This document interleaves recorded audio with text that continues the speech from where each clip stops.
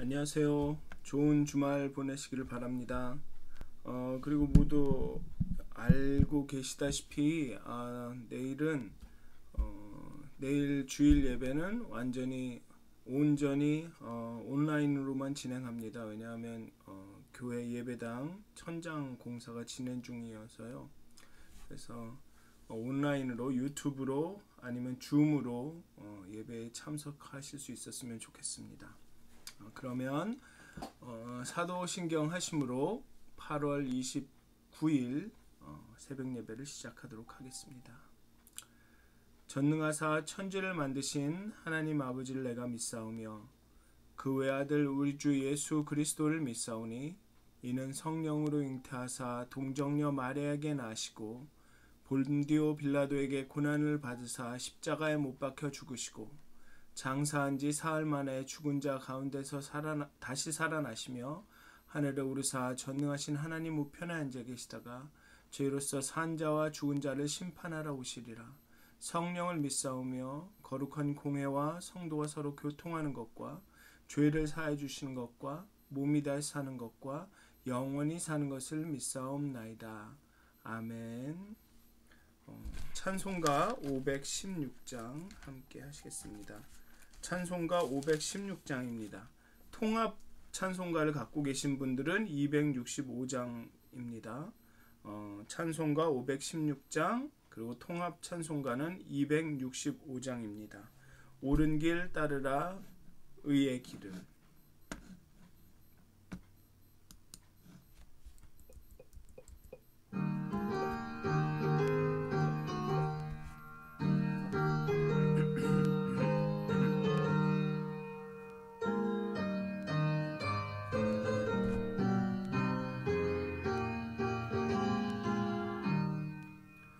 옳은 길 따르라 의의 길을 세계 만민의 참된 길 이 길 따라서 살기를 온 세계에 전하세 만 백성이 나갈 길 어두운 밤 지나고 동튼다 환한 빛 보아라 저 빛 주 예수의 나라 이 땅에 곧 오겠네 주 예수 따르라 승리의 주 세계 만민이 나갈 길 칼과 진리요 참 생명 내 창검을 부수고 따르라 화평왕 어두운 밤 지나서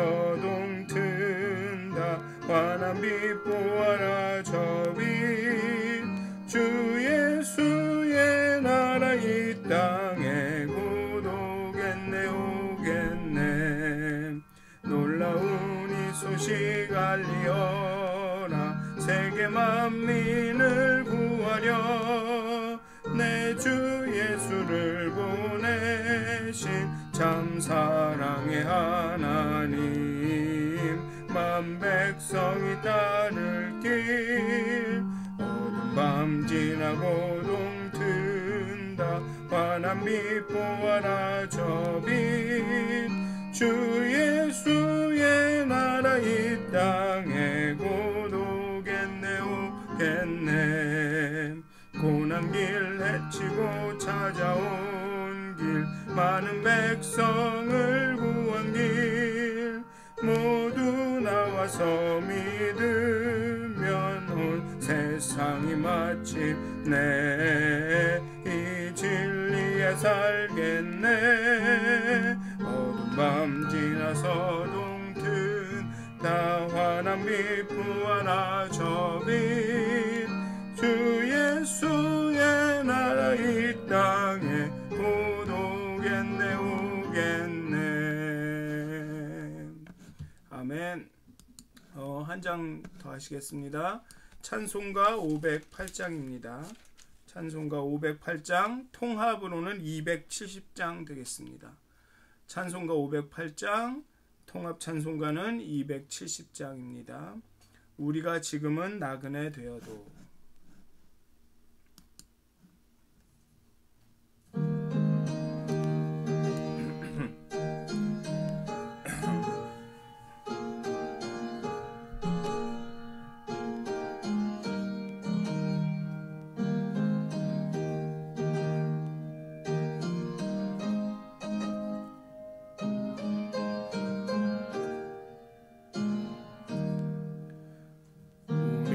지금은 나그네 되어도 화려한 천국에 머져나가리니 이 세상 있을 때 주 예수 위하여 끝까지 힘써 일하세.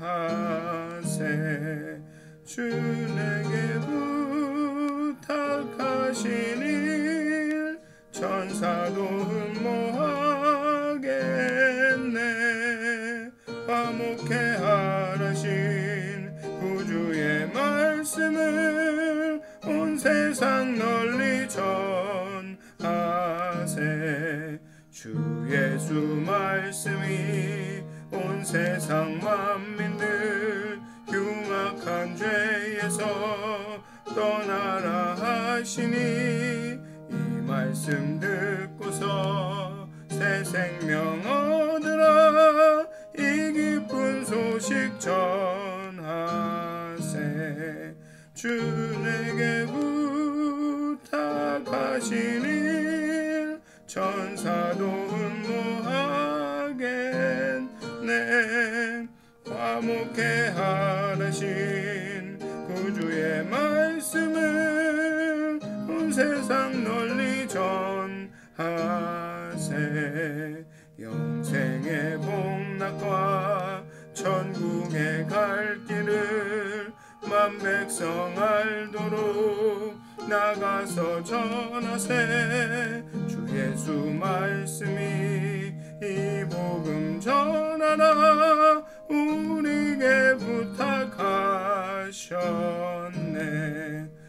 주 내게 부탁하신 일 천사도 흠모하겠네.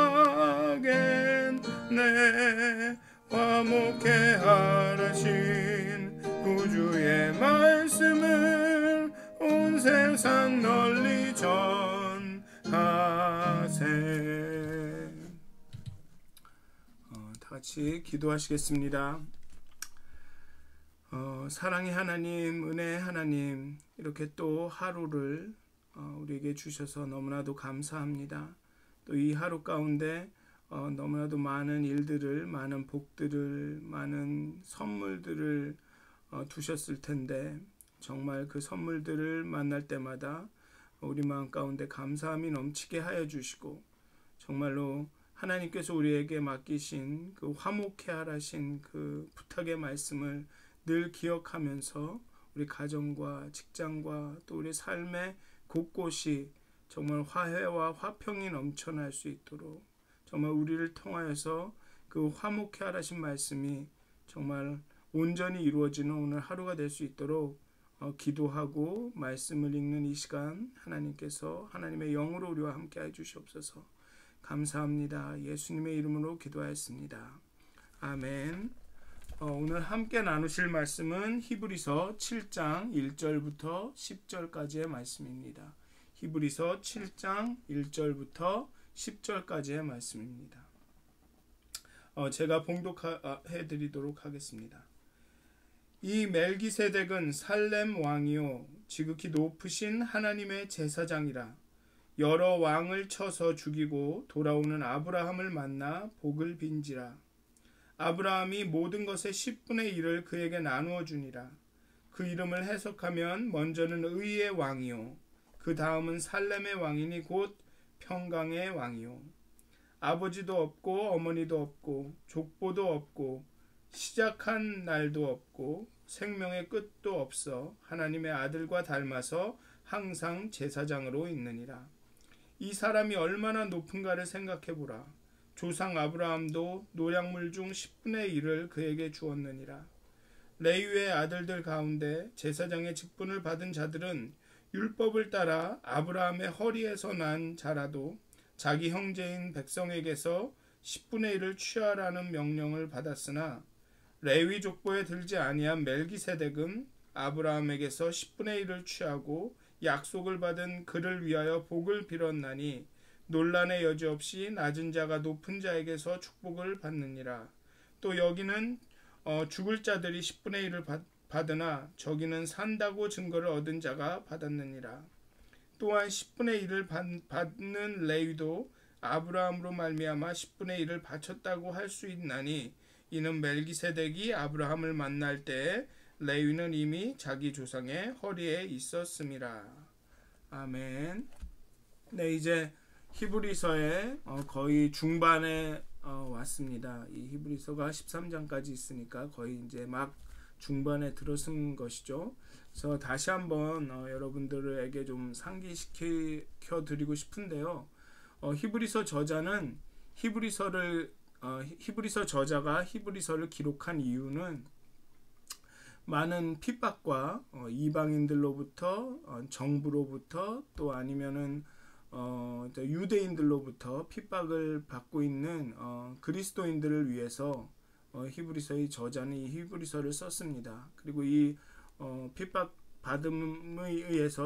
의해서 아주 지치고 피곤하고 그래서 다시 유대교로 돌아가거나 아니면은 기독교를 배교할 위험에 빠진 그런 위기에 빠진 많은 크리스찬들을 위해서 이 히브리서 저자는 이 글을 쓰면서 이 사람들에게 그리스도를 깊이 생각하라, 그리스도를 바라보라, 예수를 바라보라, 예수를 깊이 생각하라 하며 예수가 어떤 분이신지 또 아니면 예수가 이 땅 가운데서 하신 사역의 성격이 그 내용이 그 목적이 무엇인지를 다시 한번 상기시키고 있습니다. 그리고 제가 바라기는 여러분들이 이 히브리서를 다시 읽으시면서 정말 여러분들도 예수를 기억하시고 예수가 어떤 사역을 하셨는지 그 사역의 내용이 뭔지 또 성격이 뭔지 목적이 뭔지를 다시 상기하심으로써 지금 우리가 겪고 있는 이 어려움들 특히나 우리가 교회에 모여서 그 예전에처럼 그 신앙생활을 하지 못하는 이런 어려움들을 겪으시면서 정말 우리의 신앙이 나태해지거나 혹은 성장하지 않거나 아니면은 오히려 이렇게 퇴보하지 않았으면 해서 여러분들이 다시 한번 예수를 깊이 생각하고 예수를 바라보면서 오히려 여러분들의 신앙이 더욱 성장하고 또 더욱 그리스도의 그 장성한 분량까지 한 걸음 한 걸음 더 나아가시는데 도움이 되고자 됐으면 하는 생각에 이 히브리서를 읽고 있는데요. 다시 한번 좀 여러분들에게 그 의미를 좀 상기시켜 드렸으면 했고요. 그래서 다시 히브리서를 읽으시면서 제발 이 예수님을 좀 더 깊이 생각하시는 그런 기회가 되셨으면 좋겠습니다. 그럼 오늘 히브리서 7장을 보면 지금까지 히브리서의 저자는 예수가 멜기세덱의 반차를 따른 대제사장이라고 언급하고 있습니다. 그렇지만 멜기세덱에 대한 자세한 설명은 없었습니다.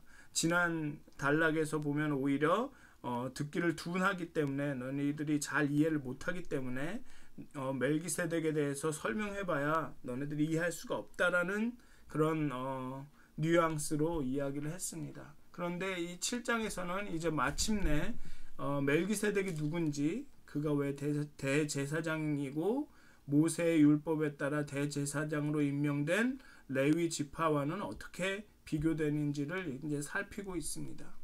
사실 멜기세덱은 구약 성경에 딱 2번 언급이 됩니다.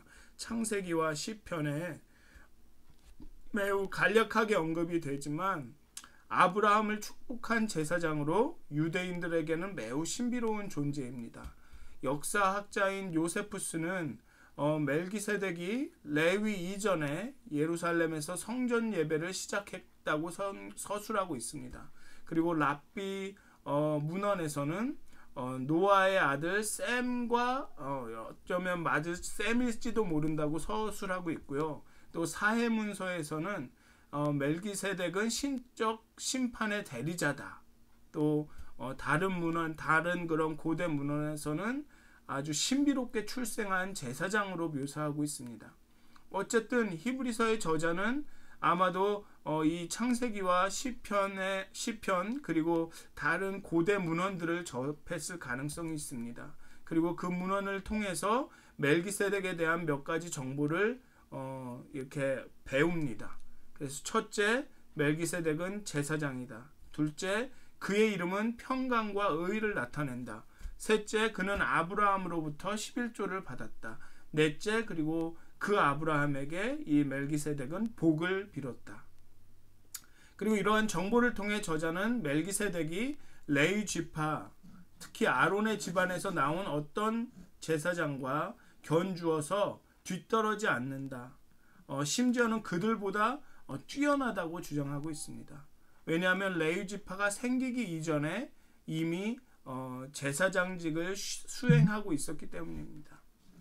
창세기 14장에서 멜기세덱은 그의 등장과 행동, 퇴장 등 모든 면에서 아주 신비롭고 초월적인 분위기를 자아내고 있습니다. 그는 지극히 높으신 하나님을 어디에서 누구에게 들어 알고 있었을까? 제사와 관련된 율법을 주시기 몇백 년 전인데, 모세가 나오기 몇백 년 전인데 멜기세덱은 어디서 어떤 방식으로 제사장직을 수행하고 있었을까? 아브라함과는 원래 아는 사이였을까? 혹은 그 만남 이후에 그들은 어떤 관계를 맺었을까? 라는 이런 의문이 들 수 있습니다. 그리고 멜기세덱을 언급하는 문헌이 그리 많지 않기 때문에, 그리고 심지어는 멜기세덱을 언급하는 그 문헌조차도 시원하게 이러한 질문에 대답하지 않고 있기 때문에 좀 멜기세덱에 대해서 분명하지 않지만 창세기나 시편에, 특히나 시편에서는 그를 영원한 제사장이라고 부르고 있습니다. 그래서 히브리서 저자는 아버지도 없고 어머니도 없고 족보도 없는 이라고 묘사하고 있습니다. 당시에 그런 유대 문헌과 그리스 문헌, 그리고 초대 교부들도 이와 비슷한 표현을 썼습니다. 그리고 특히나 그들이 이런 비슷한 표현을 쓸 때는 이스라엘의 하나님을 가리키거나 아니면 다른 신들을 묘사하기 위해서 이렇게 아버지도 없고 어머니도 없고 족보도 없는 이라고 사용했습니다. 즉 멜기세덱은 메시아, 천사 혹은 성령의 성육신적 모습으로까지 그려졌습니다.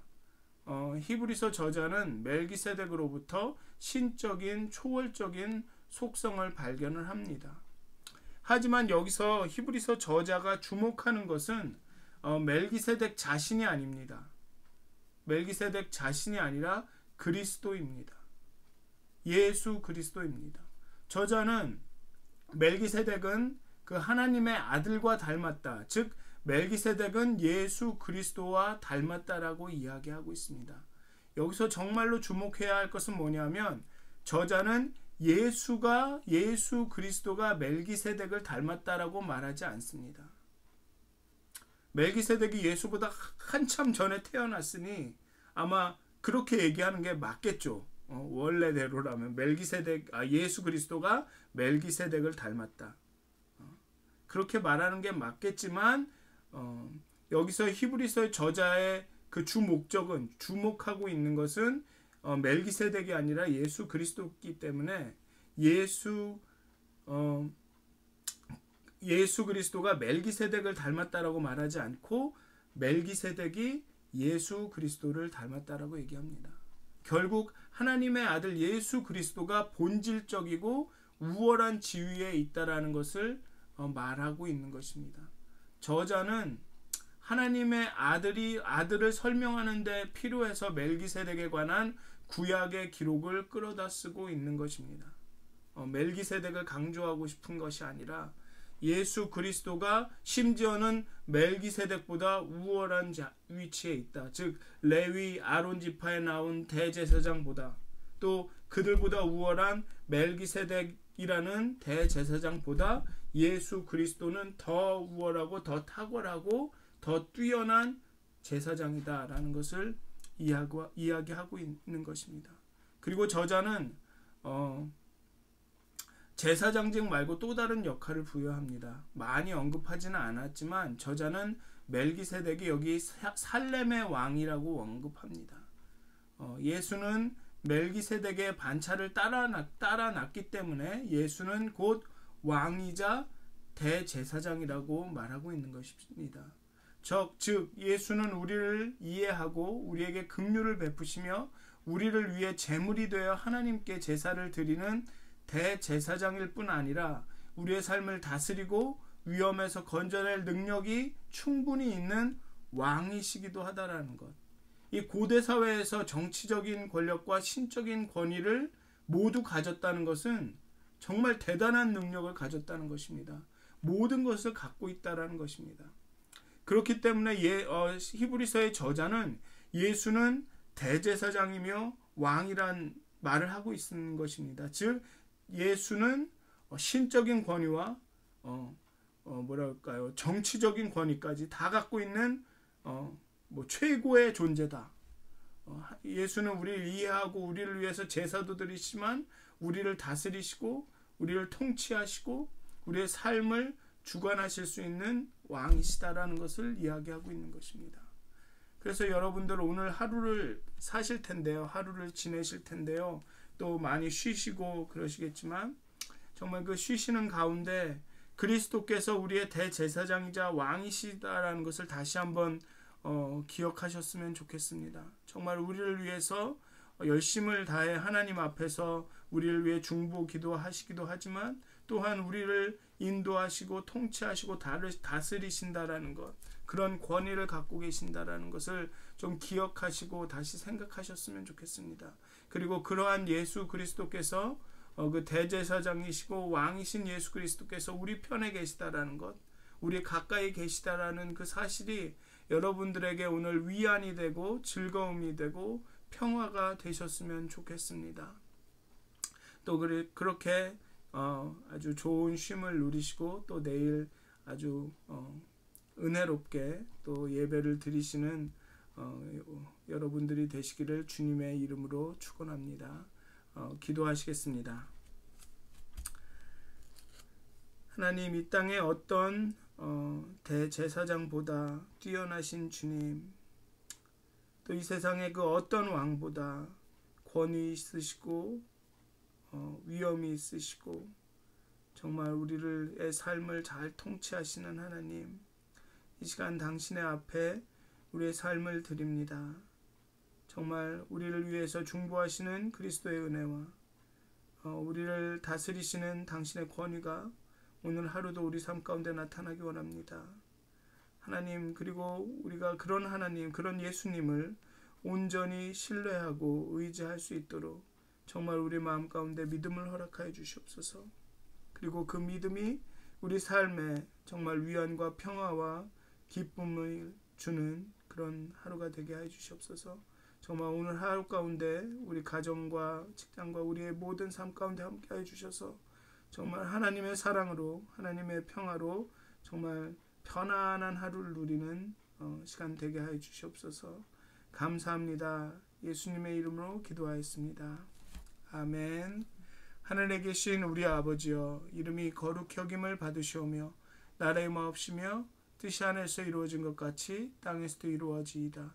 오늘날 우리에게 일용할 양식을 주옵시고 우리가 우리에게 죄진 자를 사해 준 것 같이 우리의 죄를 사해 주옵시고 우리를 시험에 들게 하지 마옵시고 다만 악에서 구하옵소서. 나라와 권세와 영광이 아버지께 영원히 쌓옵나이다. 아멘.